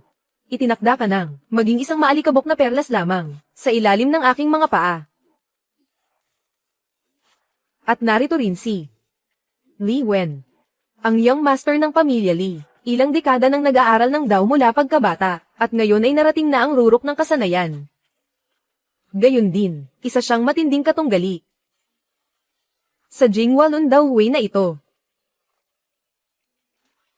Panginoong Daojun, ang Jinghua Lun Daowei na ito ay puno ng mga nakatagong galing. May kumpiyansa ba kayo? Maliit na bagay lamang ito. Magsisimula na ang Jinghua Lun Daowei. Ang kompetisyong ito ay nahahati sa 3 bahagi. 2 labanan sa talino, at 1 sa lakas. Ang unang paksa ay paggawa ng tula, Ang tema ay espada. 3 minuto lang ang ibibigay. Inaanyayahan si Qin Li sa harap. Anak kong Li, ngayon, kung makakabangon ba ang ating pamilya Qin, ay nakasalalay na sa iyo.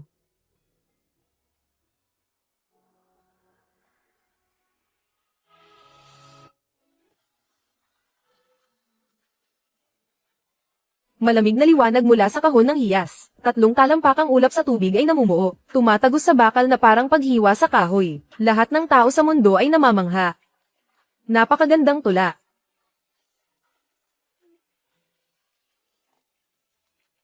Nagigising ang diwa ng sinumang makarinig.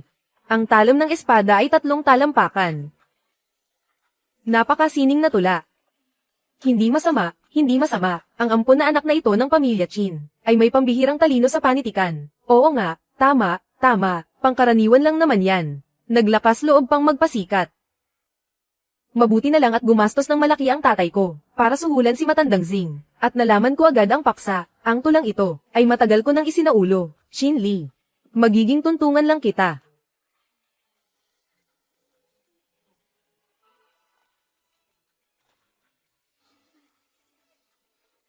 Ungol ng dragon sa loob ng kaluban ay nakatago, paglabas ay nayayanig ang mga bituin. Kumukulo ang mga bundok at ilog sa lakas. Ang liwanag ay nagpapalamig sa 19 na lalawigan. Napakagandang tula. Napakagaling. Ito ang tunay na obra maestra ng isang dalubhasa. Nayayanig ang mga bundok at ilog, nagpapalamig sa 19 na lalawigan. Ito ay isang walang katulad na tula. Tunay nga. Napakagandang tula, walang hiyang sufayo na yan. Hindi ba't sabi nila, isa lang siyang, mangmang at walang kwentang tao. Pati ang titulong henyo, ay ninakaw lang niya kay Suno Anyo. Paano siya nakagawa ng ganitong tula? Hamak na gawa lamang yan ng isang ordinaryong tao, para lamang pahangin ang mga taong walang alam. Anong sinabi mo? Ngayong araw, ipakikita ko sa inyo kung ano ang tinatawag na tulang kayang magpayanig sa langit at lupa.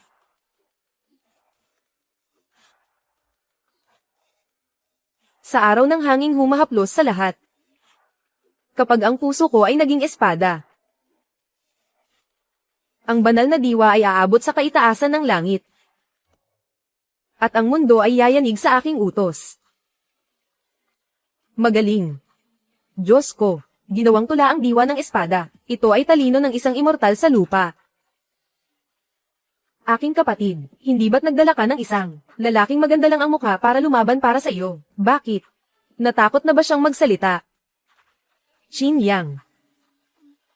Hindi ba't sabi mo ay wala kang katapat sa buong mundo? Ang tula ni Li Wen, ang tulang ito, na walang kapantay sa kasaysayan. Kaya mo ba itong talunin? Mayroon akong isang espada, hindi gawa sa tanso o bakal, hindi nakatali sa material na bagay, hindi nakakulong sa anyo, maaaring maging simoy ng tagsibol at ulan, o maging bagsik ng libo-libong kulog, masasaksihan ninyo.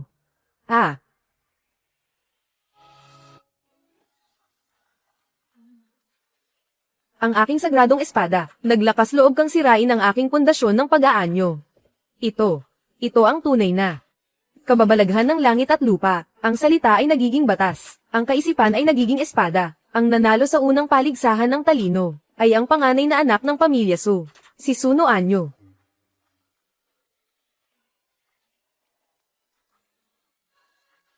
Magaling. Suno Anyo. Ang galing mo talagang dumiskarte. Saan mo ba nakuha ang ganitong bulag na nagpapanggap na Diyos? Sa susunod na yugto, hindi ako naniniwalang kaya pa niyang maging ganito kayabang. Huwag mo na itong alalahanin, kuya. Li, anak, hindi ka tinatakot ng tatay. Sa susunod na laban, kailangan mong talunin at apakan siya. Kung hindi, ang pamilya natin, sa paningin ni Qin Lautaya, ay wala nang kahit kititing na puwang, para manatili, Ang unang paligsahan ng talino, ay may resulta na. Ngayon ay magpapatuloy sa ikalawang bahagi, ang paggawa ng mga tula. Ang aking tula ay 7 bituin ng hilaga sa ilalim ng tubig, abot hanggang langit, 14 na tuldok. Ang itatapat ko ay ang iskolar ng silangang Dalesdis, nakasakay sa bangka at umiinom ng alak, sa ikatlong yugto ng gabi. Ano ba itong kalokohang ito? Hindi tugma ang mga tono, Hindi maayos ang pagkakasunod. Napakababaw at nakakasuka. Isa itong malaking kahihiyan. Ha ha ha. Walang silbi. Hindi ka tunay na kadugo ng pamilya Chin. Napakababaw at napakabastos mo. Sinayang mo lang ang pamilya Chin. Sa 20 taon ng pagpapalaki sa iyo. Lumayas ka rito. Anak ng. Anong nangyayari? Noong sinuhulan ko si Xing Shi. Sa mga tanong na ibinigay niya, wala naman ang tulang ito. Ako. Ang itatapat ko. Ang mga unggoy sa timog na bundok, tumatalon sa mga puno. Hindi mabilang na dami, ha ha ha. Anong tinatawa-tawa nyo? Isang kawan ng mga payaso, makinig kayong mabuti. Ang karugtong ng tula ko ay, nag-iisang gansa sa timog na bundok, lumilipad sa pagitan ng mga ulap, aninag ng araw. Napakahusay. Napakaganda nito, ginamit ang nag-iisang gansa laban sa 7 bituin. Ang paglipad sa 2 hanay, laban sa 14 na tuldok, perpekto ang pagkakatugma, napakalalim ng kahulugan. Nag-iisang gansa sa timog na tore, lumilipad ng magkapares kasama ang anino sa ilalim ng buwan. Ang nag-iisang gansa, kasama ang anino, ay nagiging kapares sa paglipad. Diyos ko! Isa itong obra maestra mula sa langit, ang tulang ito ay hindi kayang gawin ng ordinaryong tao lamang. Maaari bang malaman, sino ang kagalang-galang na ito? Ang bituin ng karunungan ay bumaba sa lupa. Tanggapin niyo po ang aking paggalang. Mga laro lamang sa salita, isang maliit na kasanayan lamang. Sa huling yugto, ang labanan ng lakas. Hindi mo na kailangang pumunta pa. May mga tauhan ng pamilya Qin na kikilos. Ito na ang huling yugto ng Jinghua Lundao Wei. Labanang pisikal. Napakasimple lang ng mga panuntunan ngayon. Kailangang magpadala ang bawat pamilya ng isa. Isang tagasunod ng Dao na aakyat sa entablado. Ang huling mananatiling nakatayo. Siya ang tatanghaling panalo. Hindi na kailangan. Magsabay-sabay na kayong lahat. Ang aking tagabitbit ng espada. Sapat na para ubusin.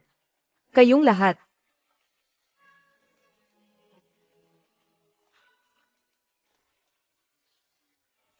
Qin Yang, huwag kang masyadong mayabang. Sinira mo ang aking sagradong espada. Ngayon, buhay mo ang kabayaran. Binata. Huwag kang masyadong kampante. Kung sino ang matatalo at mananalo, ay hindi pa natin malalaman. Ang hamak na mortal na antas ay parang alitap-tap lang, na hindi karapat-dapat humarap sa isang tunay na dragon. Moli. Opo. May utos ang Panginoon. Ang laban na ito ay gagampanan ng iyong alagad. Ang inyong lingkod, si Zhou Moli, handang tumanggap ng inyong hamon. Siya ang tanyag sa Haicheng. Ang Zhenju ng hilagang rehiyon na may kapangyarihang abot langit. Nagkaroon ako ng pagkakataong makita siya sa malayo noon. Hinding-hindi ako magkakamali. Ano? Ang Zhenju ng hilagang rehiyon. Ang ganoong, makapangyarihang tao na may antas na abot langit. Bakit siya magsisilbi sa pretty boy na ito, bilang isang katulong? Ang Zhenju ng hilagang rehiyon. Paano nangyari yon? Hindi ba't siya lang yung pinalayas ng pamilya Qin, na itinakwil na anak? Imposible. Na makapag-utos sa isang taong may ganoong antas.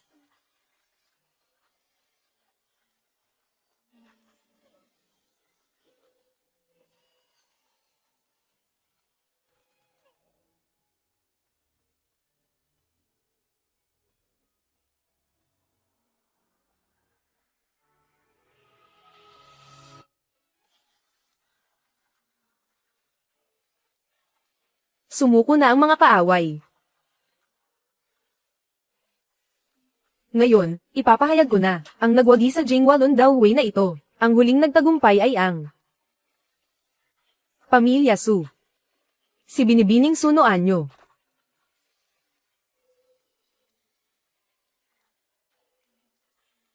Nagwaldas ako ng napakaraming salapi, para lang sa mga koneksyong ito. Pero sa huli, kay Su Noanyo lang pala, mapupunta ang lahat ng pinaghirapan ko. Magaling ka rin pala, Binibining Su. Pero sa kalagayan mong yan, nawasak ang mukha at lumpo ang mga binti. Tingin ko ay hindi mo kayang pangatawanan, ang pagiging kampyon ng Jinghua Lundao Wei. Payong kapatid lang. Ang punong masyadong matigas ay madaling mabali. Kahit nanalo ka pa, anong mapapala mo? Ang Su Group, hinding-hindi papayag na ang isang babaeng lumpo at pangit ang mukha, ay maging susunod na CEO ng Su Group. Tama. Kahit nanalo pa siya sa paligsahang ito, sa kapansanang yan, sinong lalaki ang magkakagustong kumuha sa kanya? Sinong nagsabing, lumpo ako at wasak ang mukha?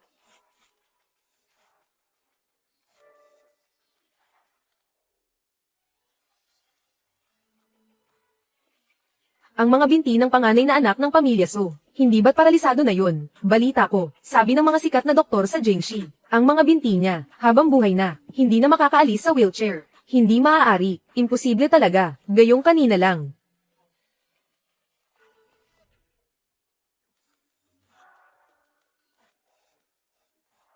Napakaganda. Ang ganda-ganda niya. Napakaganda niya. Ito na ba, ang tunay na mukha ni Suno Anyo? Hindi nga nagkamali, siya talaga ang pinakamagandang babae sa Jingxi. Totoo nga ang mga sabi-sabi, hindi ito biro. Akala ko ba ay nasunog ang mukha niya sa malaking apoy, at naging sobrang pangit. Sino kaya ang may kapangyarihang tulad ng sa langit, na nagawang pagalingin ang kanyang mga binti, at ibalik ang ganda ng kanyang mukha?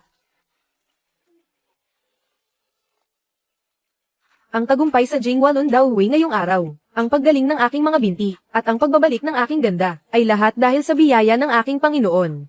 Ako, si Suno Anyo, ay sumusumpa rito, hanggat ako ay nabubuhay sa mundong ito, ang pamilya Su, ay kikilalanin si Ginang Xinyang bilang aming Panginoon, at ako, si Suno Anyo, ay mananatiling, pinakatapat na alipin ng aking Panginoon.